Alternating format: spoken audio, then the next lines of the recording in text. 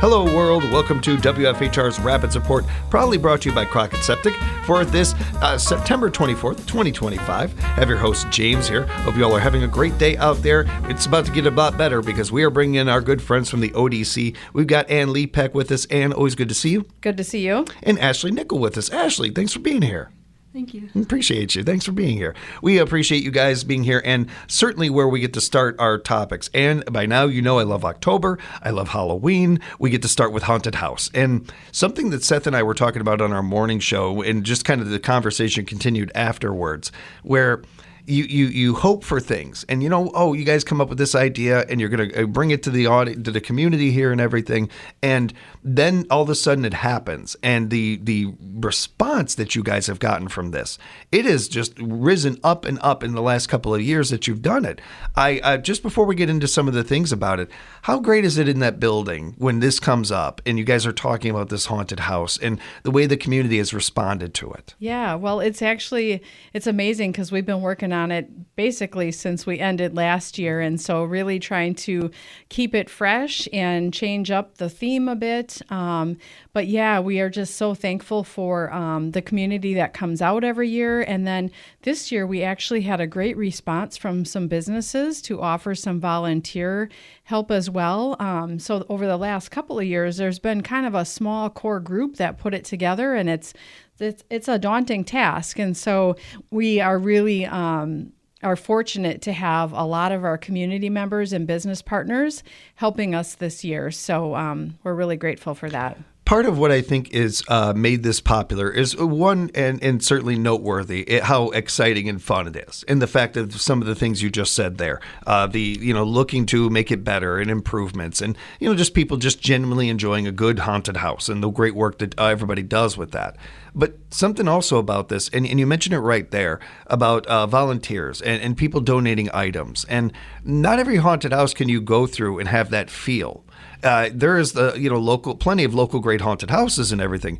This one really has a local feel to it. It really does have the fingerprints of the community on it. And I think that's part of what pulls people to it as well. You have to have both. If it was one of the things that I think that is exciting about this is that part, though, that you can not only be involved in this and have something, maybe an item, maybe you're volunteering, but then, of course, enjoy the haunted house itself. Absolutely. It's a really unique opportunity for the community and for people. So we want to remind everybody that we are looking for a certain item still. Yep. We're looking for not only volunteers, but so just to give you an idea of volunteers, and this isn't number of people, but it's number of spots. We're actually going to start. We're going to have the whole week prior to be able to set up. And so we actually have like 400 and some slots for volunteer opportunities, and we have about 250 filled. So we have, there's certainly some needs for prior to the event with setup. If people want to take a section and help with just setting up a section, they can do that. And then also, of course, during the days of the haunted house, and then also the tear down the fall, after the haunted house is over. So there's a lot of different opportunities for people to get involved in whatever way works for them. So if people are interested, they should reach out to us. We are also looking for a couple of items if people are interested in offering those to support the haunted house. Of course, we're looking for candy, so we can give that out to the kids. We go through a lot of AA batteries, so those would be helpful. Black duct tape. We're looking for 20 by 12 tarps, command hooks, and then also 11-inch black zip ties. So if anybody has any interest in helping to support with some of those items, that would be great. Again, just reach out to us. We will have some of this on our Facebook page as well.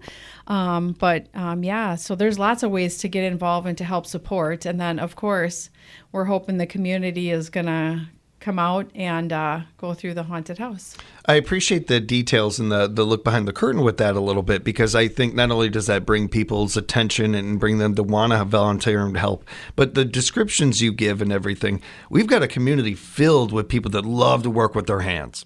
and just as much love to see what they've done afterwards and everything. I've worked in a lot of construction, a lot of different construction companies in this community, and I know a lot of different individuals out there that are just fit this bill. We're calling on all of you, all hands on deck.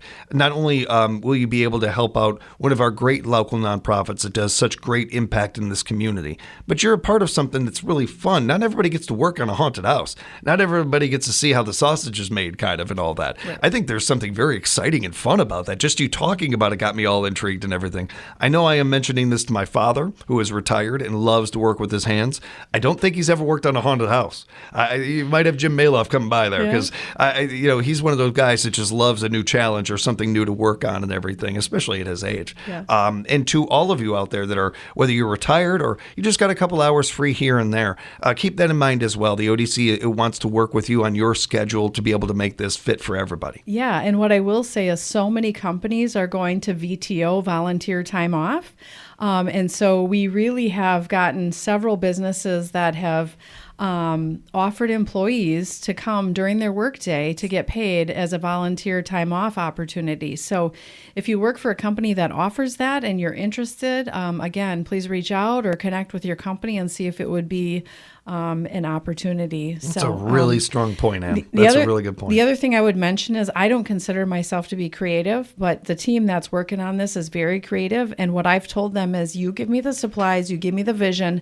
I can use my hands and put it together, but don't ask me to come up with the theme or what it's going to look like. So our team is really great on, if you don't feel like you're that creative, but you're good with, following instructions and have everything that you need and just setting it up. That's what I'm doing. So there's something for everybody. Really is. Is there a cutoff time, Ann, for volunteering in that, as far as when we'll stop looking for people or anything? No, not really. There will be a link out. There's a link out there available for people to sign up. But we're going to start setting up on October 13th. So we'll be, we're looking for volunteers all the way through the 13th, and then, for a few days after the event. So there's lots of opportunities and different time slots, and some of them are 2 hours, some of them are 4 hours. So, if you can only come one day for a couple hours, that's fine.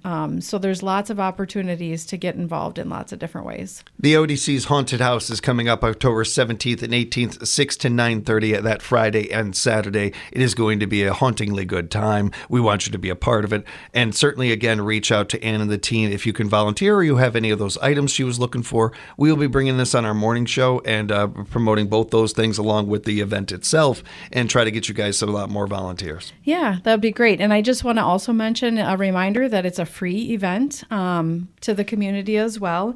And then we do recognize that, some people don't like the scary stuff, but they like fun, haunted, a little bit more fun Halloween activities. And so we'll have the haunted section, but then we're also going to have a Pirates Cove, which is the kids section. And again, wheelchair accessible, family friendly. So, just really a great opportunity. And we've changed it up. We know that, in the past, sometimes waiting in line has been a little bit lengthy. And so we're hoping to really keep things moving and kind of do a better job this year with that. We appreciate the job that you do, period. You do a great job every time in this community. You're in line, be patient. Keep this in mind. If you're waiting in line, that tells you that there's something good at the end of it. There's not lines for people that are for things that aren't fun and great and everything. So, be patient, be understanding, and of course, have a good time, and we'll meet you there. It's going to be a blast. We'll be talking more about this. Yeah, and we're going to have food trucks on site, be aware of that. And then we'll have some fun activities going on outside. Usually we have some sidewalk chalk, we have some bubbles, and some ways to kind of keep people engaged and having some fun while they're waiting to get into the haunted house. Love the Pirates Cove idea too. That's fantastic. It's it just again shows how much you guys are paying attention. You care about the community, trying to make something for everybody, and it's all the more reason why we love to back the work that you guys do over there. Any chance we get, it's going to be fun. We'll be talking about it as we lead into it. I got another fun event coming up, and that I wanted to talk with you and Ashley about. The Seussical Musical. This is a sensory-friendly event coming up on October 11th. And you know what, Ashley, could you tell us a little bit about this event and what's going to be going on with it? Yeah, it's going to be truly accessible because we're going to have, it'll be sensory friendly. That there'll be dim lighting and no confetti cannons, loud sounds, or flashing lights, but it'll also be accessible in all the different ways because there'll be a live American Sign Language interpreter and closed captioning for those who are deaf and hard of hearing. And there'll be accessible seating and enlarged programs for people with low vision. There'll be a quiet space for people that need to take a break. And also there'll be 1 hour prior to both of the Saturday shows, there will be a sensory area and a sensory tour where you can feel different items that will be in the show, like props, costumes, and you can meet the cast beforehand, and there will be sensory bags that people can take home with them with fidget toys and a choice board and earplugs for sound sensitivities, and yeah. That's that. You just nailed it. You did great job, Ashley. Yeah. Nice work. I appreciate that. Thank you for that breakdown. And certainly want to say a big shout out to our ODC for hosting events like this, having events like this. I don't mean to put this on anybody else, but you guys are the only ones doing things like this, really. Well, and they're very necessary. Yes, they are. And what I will say, though, is what I did want to mention is this is really a collaboration. So this really wasn't ODC's. This isn't ODC's event, but Sure. we are part of the sensory friendly portion of Yes, it. yeah. And so we actually are partnering with the Playhouse Theater Group. Melody Audiology actually is really the one that is spearheading this to make it sensory friendly. We're also partners with Mid-State Independent Living Choices and then also the Community Foundation of Central Wisconsin. So really this is a true partnership. I also wanted to give a shout out to Frame Memorial Presbyterian Church out of Stevens Point. They actually gave us a grant so that we can purchase all of these fidgets and sensory friendly items to offer this as an inclusive event for the community. And so we're really super excited about it. There are a couple of other, they are offering the program also on October 9th and 10th at 7 p.m. It's at the Spash Theater. Those are standard performances. So if you have, some sensory needs or accessibility needs, the performances to come to would be the October 11th at 1 p.m. and 7 p.m. So at noon and at 6 p.m. is when the sensory tours will start, and it will offer all of the amazing things that Ashley mentioned to make it completely accessible for the community. So we're super excited about being a part of it. Appreciate the other organizations that are a part of this and such a gigantic part of this, and encourage people to learn more about them and the work that they're doing. I've wanted to actually have them on with us at times and talk with them a little bit more about it. What I appreciate about the ODC is the above and beyond to be a part of things like this, that we don't see a lot of that in our community, and not just our community, around the country. You just don't see a lot of sensory events. I think that not only am I hopeful that we will see more of these, but as we do more of them, I think you see the turnout and the amount of people that really could use these events and enjoy them a lot more. And I don't think that I feel like it's one of the more universal things I could say. All kids deserve to have fun. And that's really a big part of what this is about, is making these events accessible for all kids. Right. Well, and not even kids. Yes. Good point. Everybody. Everybody. Yes, good point. Again, if you have a sensory issue or you're hard of hearing, or, have low vision, this is going to accomplish that for anybody that has a need to have something a bit more accessible. And so we are super excited to be a part of it. And what is the date for the sensory event of the Seussical musical again? It'll be October 11th at 1 and 7 p.m. and you can come an hour early both days at noon and 6 p.m. to take the sensory tour. Thank you so much, Ashley. Great job. And God, you got a great voice. She's really good at this. Thank you, Ashley. Please don't take my job. Please. I need this job, Ashley. But great work. Thank you very much for joining us, and thank you for the information. We appreciate it. And I did want to talk a little bit about the youth transition conference that is coming up in November. This is an important one, and one that you guys are going to be a part of along with our friends over at Midstate. Yeah, so also wanted to just share, we do have a youth transition conference coming up, and it's really meant for juniors and seniors kind of across central Wisconsin. It's going to be held on November 7th at the Midstate campus here in Wisconsin Rapids from 9 a.m. to 2 p.m. And it's really about supporting students with disabilities in understanding all aspects of transitioning from high school to adulthood. And so there'll be lots of different speakers talking about employment or resources that are available, or post-secondary education that's available, and the services that are provided. And so we haven't done one of these since 2019, because then COVID hit, and then things kind of fell, we weren't getting together at that time. And so it's taken us a few years to resurrect this. But when we did it in 2019, we had over 350 students from schools around the area locally. And so we're really working hard on putting this event together. And so, again, it's been really a local initiative from lots of different organizations that are supporting it. We're also, if you have a business that would want to have a booth at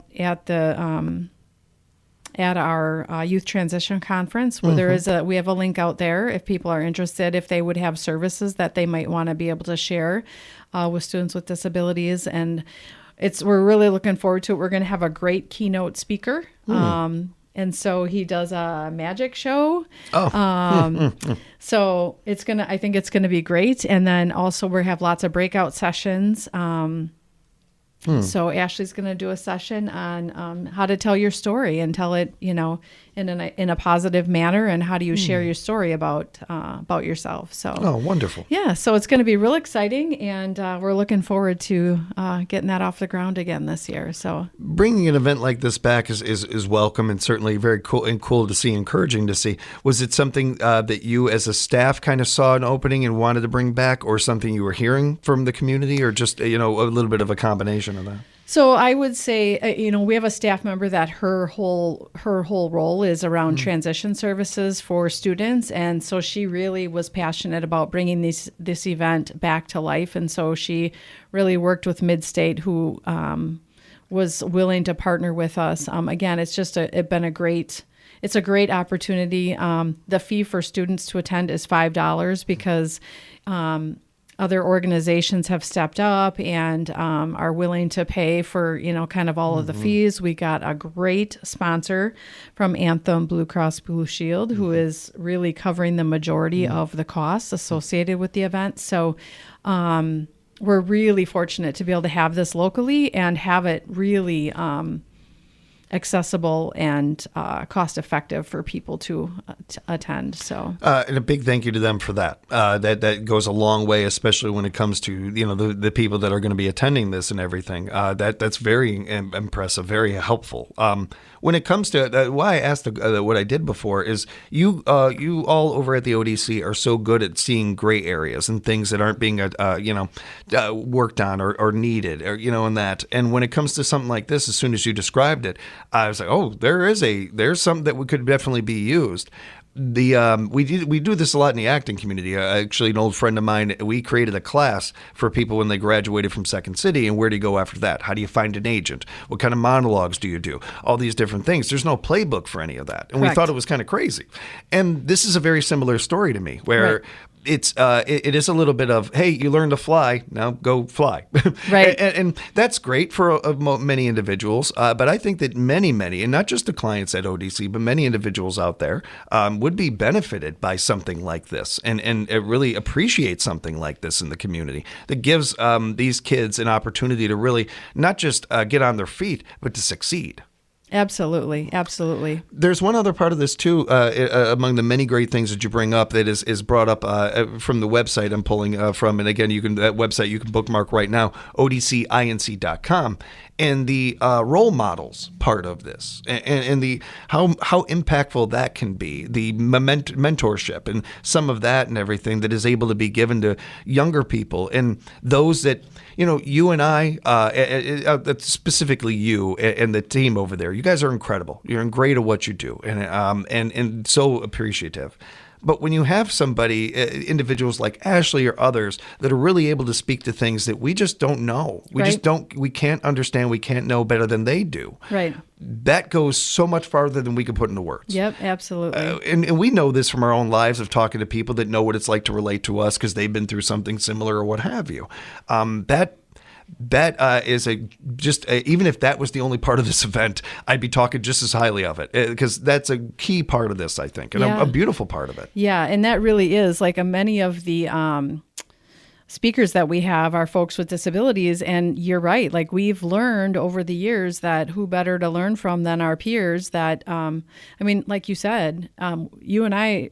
People without disabilities are no different. We learn from, if we have a question, we go to somebody that's had that same experience. And so people with disabilities have that same opportunity now, and they want to hear from, their peers and how they manage things. So we're really excited about it and looking forward to it. So there's so many the things that are going on with this that you described too that are, again, I don't know that there's a playbook for. I don't know that you can just go out and say, oh, just look at this source and it'll tell you how to do this or something. I think that this is also really key for that, along with the thing that I love about all kinds of events like these, those organic questions, those ones that maybe you're not sitting there thinking about all the time, or you threw into a search engine and it popped up, the stuff that just happens in the moment you think of, or that you're thinking about on the way there or something like that. The ability to be able to talk face to face with somebody and ask those questions. And there's a lot of great tech out there that can answer a lot of questions, but not like that. Not like that in-person conversation you can have that is available at an event like this. Yeah, absolutely.